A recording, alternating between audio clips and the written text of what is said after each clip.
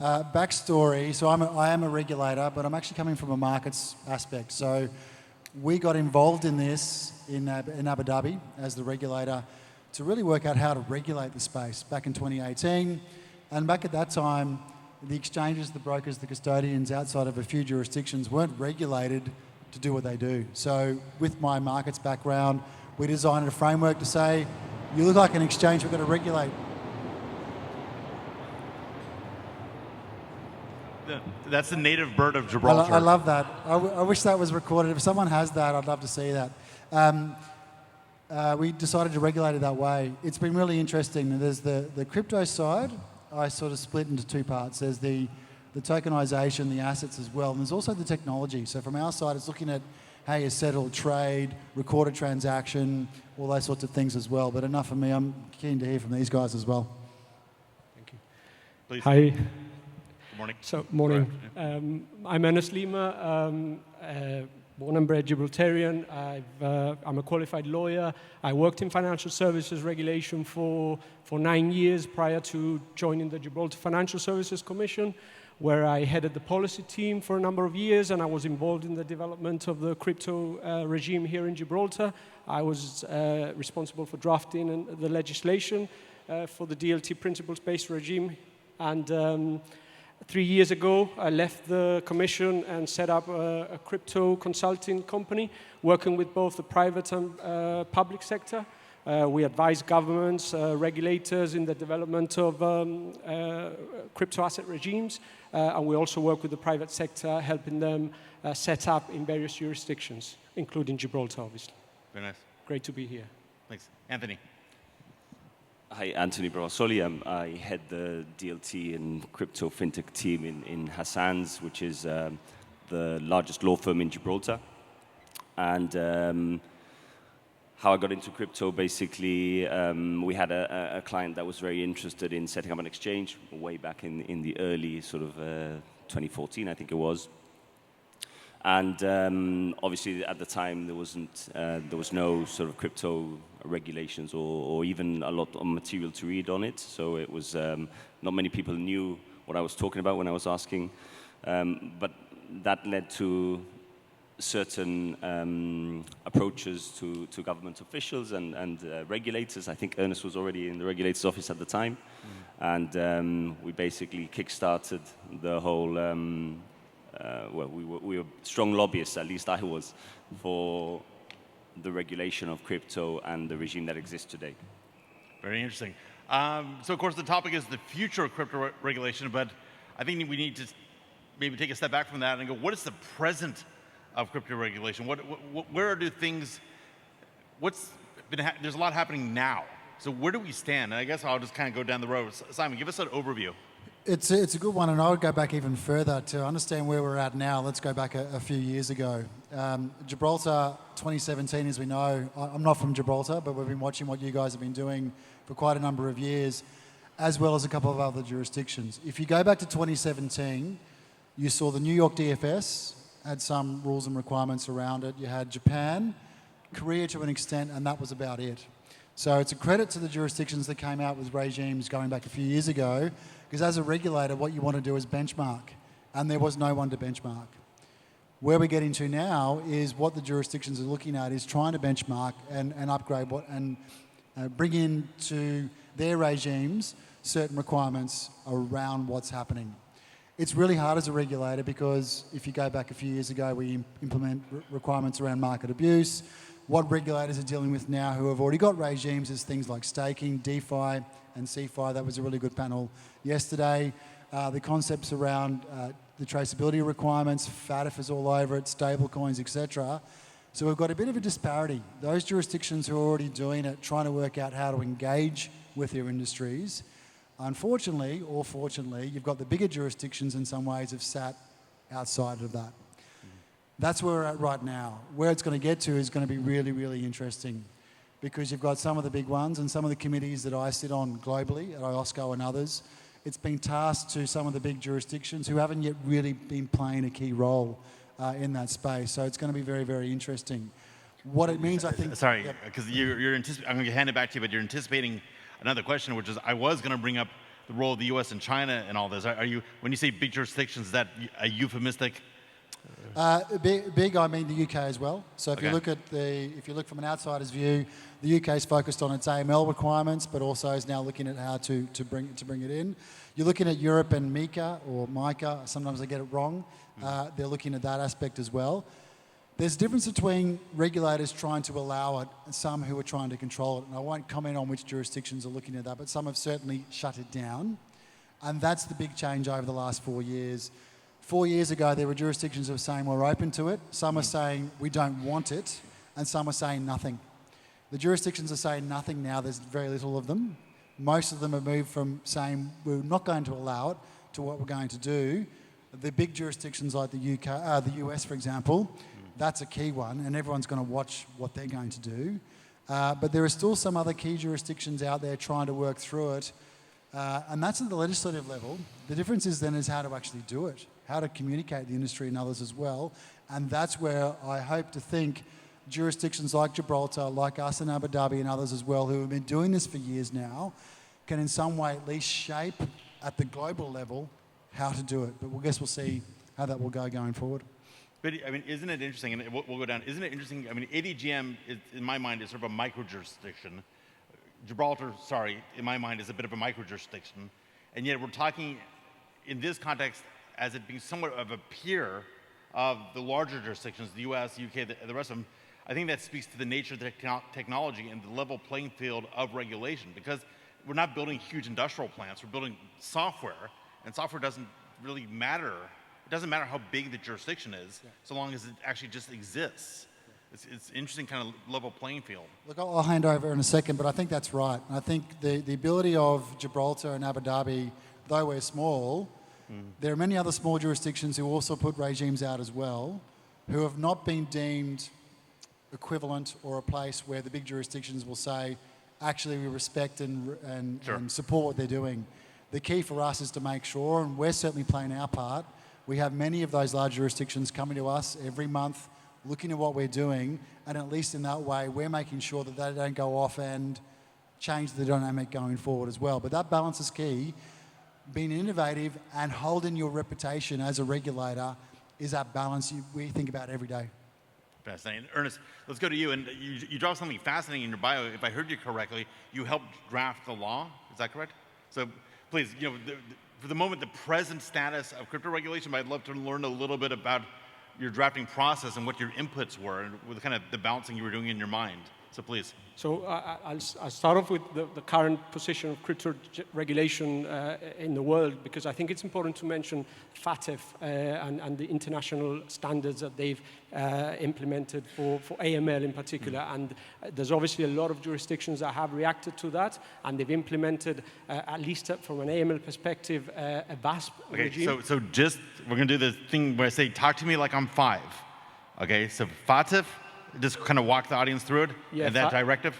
FATF is a Financial Action Task Force, so the international standard setter for AML, CFT obligations. And what it did in 2018 was that it extended its guidance and recommendations to virtual asset service providers, VASPs, meaning that a lot of jurisdictions... Like I said, it's the national bird of Gibraltar, and we have to respect it. Okay, go ahead. Rather than a lot of jurisdictions, most jurisdictions in the world come under the FATF regime and will have to implement some kind of AML regulatory framework for VASPs. Even though the guidance was extended in 2018, I think at least half of the jurisdictions that have to implement something have yet to implement an AML regime. That shows, I think, the speed at which crypto regulation is evolving. And that's just from an AML perspective, where we have international standards that countries need to do something about it. So then there's a broader type of regime, which includes prudential, conduct of business requirements, which Abu Dhabi and Gibraltar have some kind of regime. being small jurisdictions, it's easier to react and do something about it. From a legislative perspective, it's easier to make legislation, easier to work with the stakeholders, with governments, with driving the policy. I was part of the team that was mainly doing the policy, but I was involved in the drafting of elements of the legislation. And that was done as a group with a lot of Gibraltar stakeholders, lawyers, accountants. Everyone took a part in drafting the guidance that accompanied the legislation. So I think as a smaller jurisdiction, it's always easier to react, whereas larger jurisdictions take longer. They take time to see what is happening across the world. But apart from the US, there's obviously, from an EU perspective, MiCA will have profound effect on the sector in the EU. And I think we need to look out for that, amongst other things. And to Simon's point, I think what you were getting at is it's not just enough to establish a regulatory regime. It needs to somehow be palatable to the larger jurisdictions that are still making up their minds, so you don't end up being a pariah. So you kind of have to thread the needle a bit. How much were you drafting with one eye on the local situation, but one eye on international acceptance? What was that process like? No, you definitely have to consider what's happening at an international level. I think each jurisdiction has their own remit as to how far they can take it. Very important, obviously, to look after the reputation of a jurisdiction. You want to make sure that the regime, although for Gibraltar, for example, even though it's principles-based. So it's not just whether the regulation will be accepted elsewhere. You're actually looking to see, you need to preserve the reputation of Gibraltar as a whole. That's right. And you had an eye on that. Interesting. Exactly. And as a small jurisdiction, you look out for that more so, because anything that has an impact on the jurisdiction obviously could have a lot of implications for the sector and for the wider industry.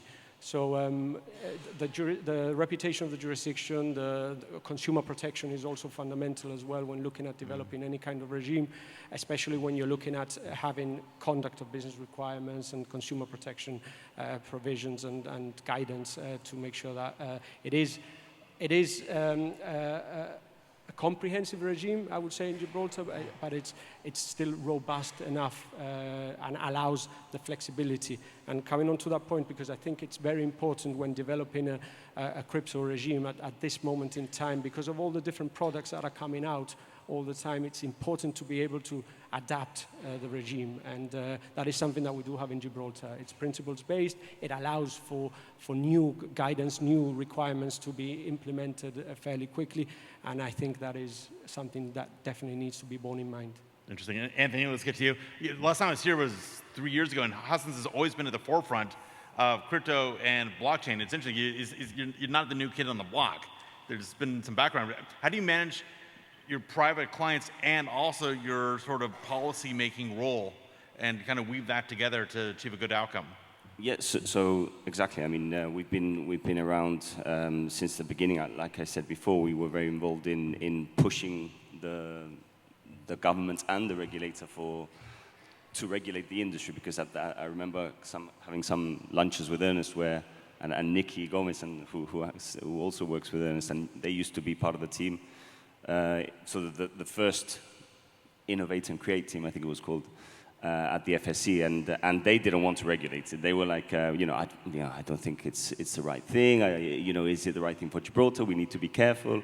So, and it's normal because it's something that's new. It's coming out. There was a lot of negative press at the time around cryptocurrency generally and the blockchain.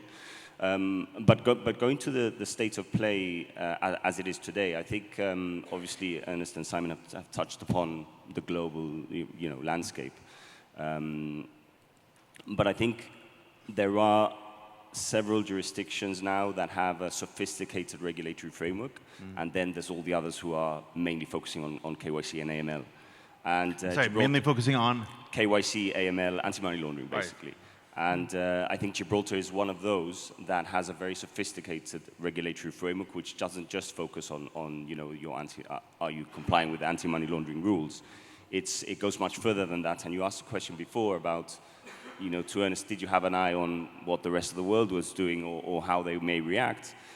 Unfortunately, we didn't have the ability to look at what others were doing because nobody else was doing anything. So it was I think, very brave of Gibraltar as a jurisdiction. We did it in sort of the early 2000s with the e-gambling regulations, and we created something that didn't exist at the time and was, somewhat controversial. And we did the same with crypto and blockchain. And, I honestly, we've got many clients, and obviously crypto is there's no boundaries, if you like. You can set up your company in Gibraltar and be licensed here, but you also have to keep an eye on, if you're providing services cross-border, if you have customers, clients in other jurisdictions, you need to keep an eye on, okay, am I breaking or am I falling foul of any rules over there? You open up a great topic, so I'm going to slightly diverge a little bit.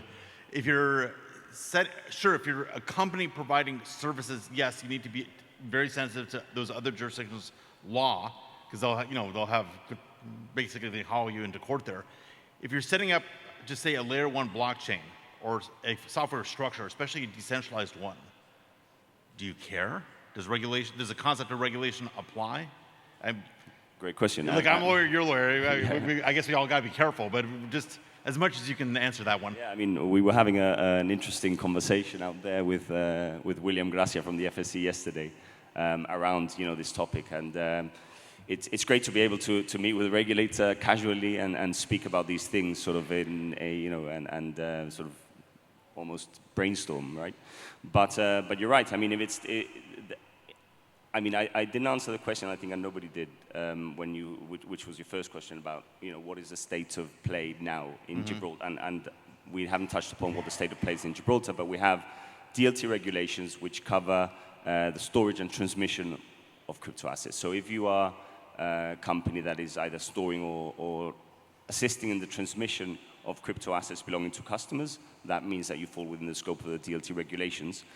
But there's a new regime now, or relatively new, which covers sort of things that may fall outside of that scope. So things like token issuers, which previously fell outside of the scope of any sort of regulations. Now those guys would have to register with the FSC here, and they would have to comply and show and demonstrate to the FSC that they are complying with the AML rules, right? But you can be a token issuer here in Gibraltar.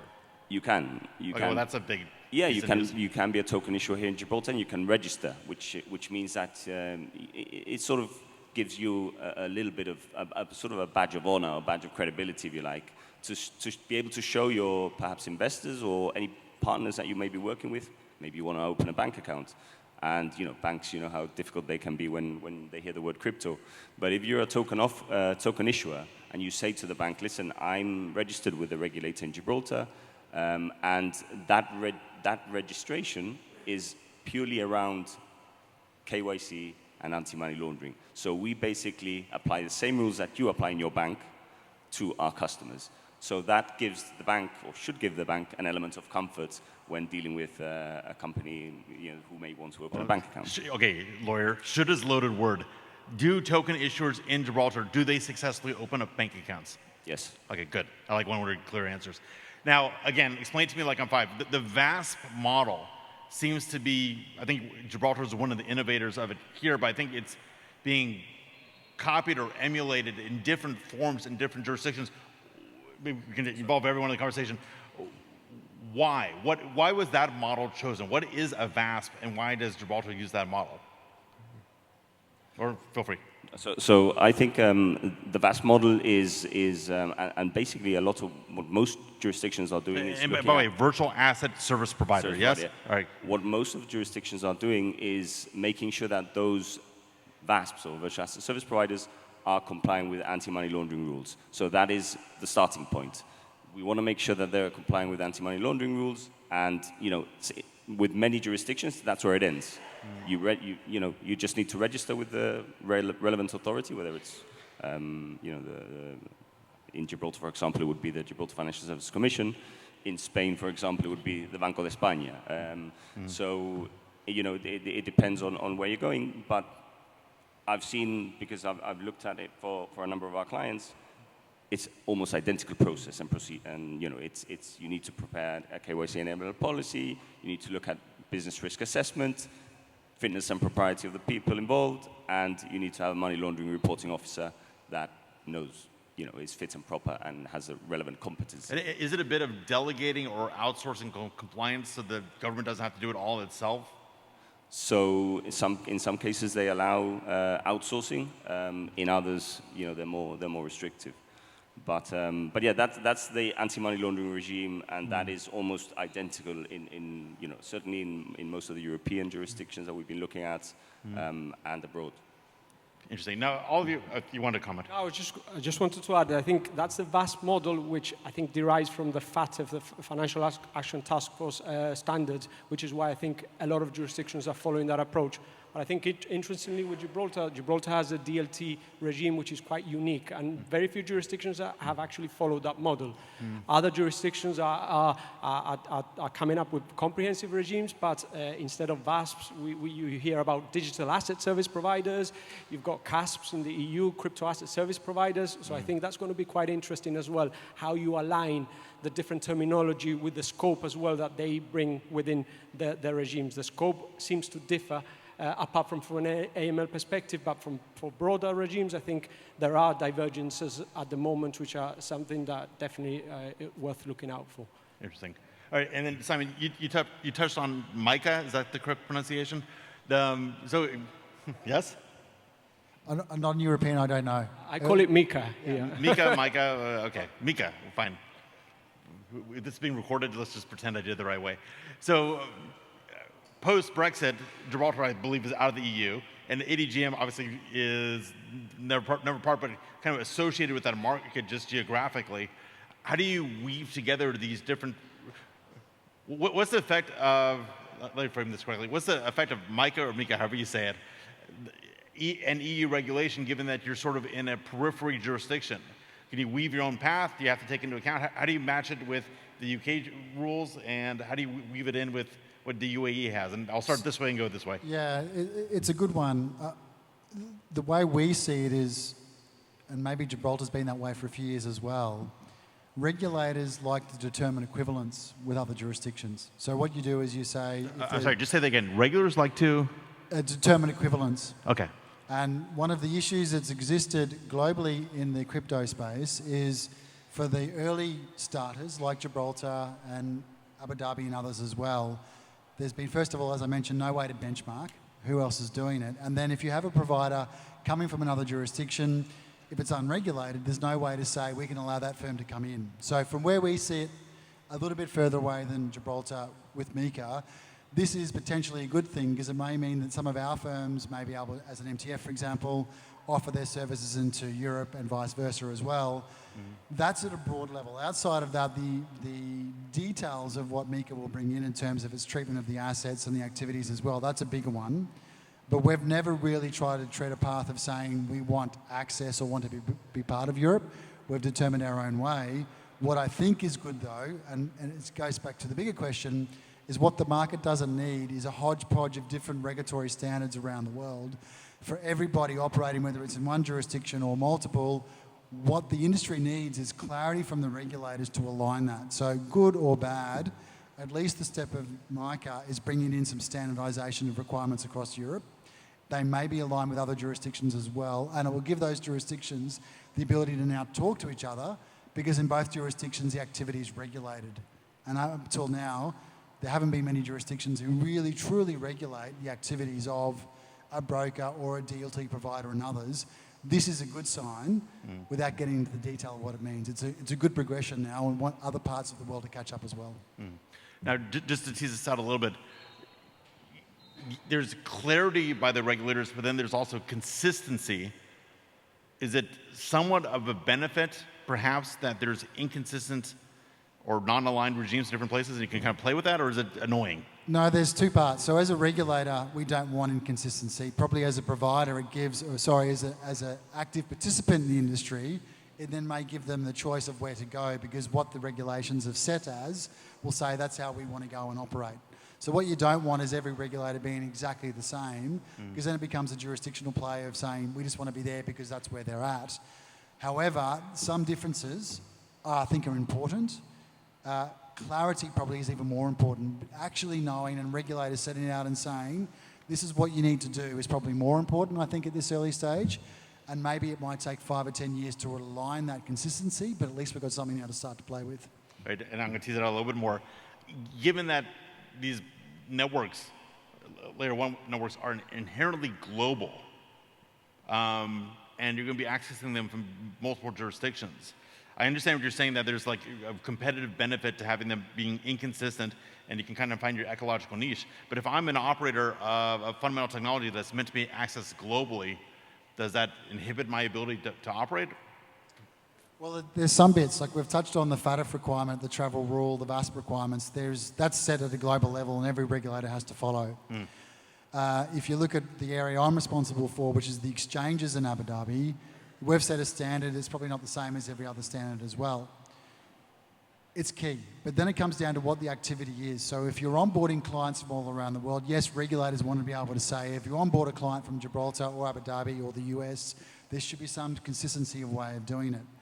However, the way that exchange might operate, the way it might provide different products, is it derivatives, is it CFDs, is it securities, etc., that can change. Our view is we should set a standard and let the firm to determine from its commercial and its regulatory and its compliance views actually what products it wants to bring to the market. That's what we've got to give.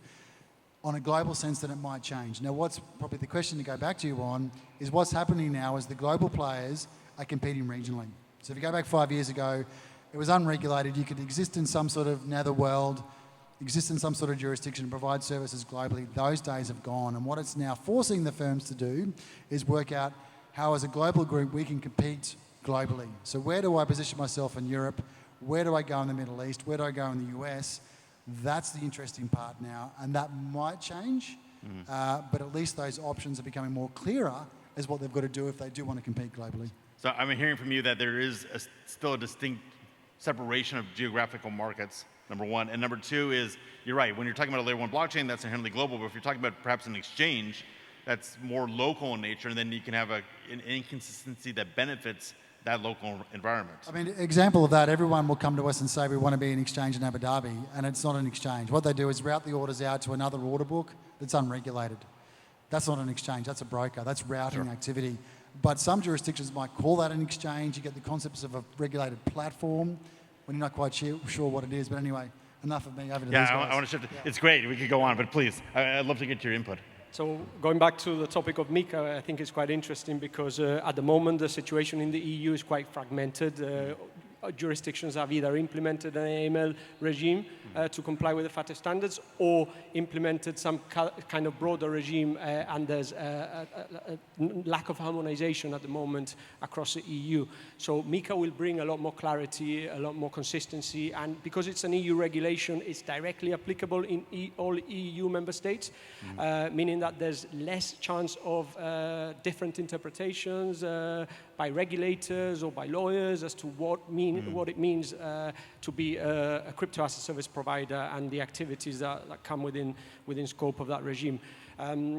What we're seeing now is that firms are looking at the EU. Definitely, it's a big market, looking to set up in a jurisdiction that is crypto-friendly, that has maybe a regime that would make it easier for them to transition into MiCA. MiCA will be allowing firms to grandfather into MiCA if they've already got a similar type of authorization in an EU country. So I think we're seeing that, as Simon was saying, there are global players looking to position themselves in various jurisdictions at the moment, US, Caribbean, Gibraltar, the EU. The EU definitely is a big market. And what's important also to note in the EU is that there's going to be very limited scope to be able to do business on a reverse solicitation basis. That's still an option, but they're going to be looking at how these entities are going to be marketing themselves, soliciting business from EU jurisdictions, which is not dissimilar to other current financial services frameworks, but with crypto, because of the decentralized or the type of activities, and you've got people in different parts of the world doing business, they're going to be paying a bit more attention on how business is done and whether you're targeting customers from those jurisdictions. So I haven't looked at it closely, but there's an advertising/communications component of it. Am I hearing that correctly? What, sorry? there's an advertising or communications component? Not specific. I don't think there are any specific provisions around that, but there is a mention of the ability to do business on a reverse solicitation basis, provided that there is no solicitation. So similar to what they have in the MiFID, the Markets in Financial Instruments regime in the EU. Interesting. Anthony, comments? Yeah, at the moment there is a lack of clarity as to how far your services can extend cross-border. So if you are, for example, licensed in Gibraltar, where can I provide services? I set up my company here, I get a license here. Obviously, I can provide services to Gibraltar companies and Gibraltar persons, but where else? What can I do? Can I provide services in the UK? Can I provide services, across Europe, the US? And it's very difficult at the moment. There's no clarity around, what can I do in Spain, for example? Can I sell services in Spain? Can I allow customers that reside in Spain to open accounts with us? And this is obviously it's a kilometer away. Can you access Spain? Yeah, of course. I mean, the different jurisdictions, so they have their own rules. But it's this type of online service products. It's obviously it doesn't matter where you're based. Your customers are going to be worldwide, provided that you're not breaking any rules or laws in those jurisdictions. So, at the moment, in most of these jurisdictions, the premise is, okay, I'm licensed here, I can provide services anywhere around the world where it's not restricted to do so or where I'm not prohibited to do so. So, for example, you have the US and the China, which you always advise clients to stay away from, unless they obviously set up their own stuff over there and obtain the relevant licenses there. But across Europe, there's no similar license. So if you wanted to for example, if you're an exchange and you're licensed in Gibraltar, and on a reverse solicitation basis, you have customers in Spain, UK, Poland, anywhere, that open accounts with you and they approach you directly, then, the position is, in most countries, most EU countries, that is acceptable. So just to tease that out, so long as you're not soliciting them, but they come to you. So long as you're not soliciting. Which is why, you see there isn't a lot of marketing of crypto firms at the moment. And the marketing that they do is very minimalistic. It's very sort of played down, But that's the lack of clarity that MiCA is supposed to be solving, right? So they're supposed to have this harmonized approach now, which is almost identical to the way that financial services works across Europe. So firms across all member states are able to provide services to customers in other member states. And basically the regulator in each of those jurisdictions will recognize that it's a licensed firm because they're licensed at the same standards as everywhere else. So at the moment, obviously, we don't have that with crypto anywhere. So, there is no jurisdiction that can legitimately say, if you're licensed here, you're free to provide services everywhere. So, MiCA will go away to resolve that, but I think going forward, there's going to be, it's going to be similar to the e-gambling model, whereby different jurisdictions have their own regulatory framework, and if you want to target customers in those jurisdictions, you need to have licenses in those jurisdictions. So I think with crypto, it will go down that route. It's kind of a patchwork or a quilt, but that's global law anyway. Exactly. So it is. All right, unfortunately, it's a great conversation, but we're out of time. So let's do a big round of applause, please, for our fantastic panel. Thank you. Well done, well done. Good job.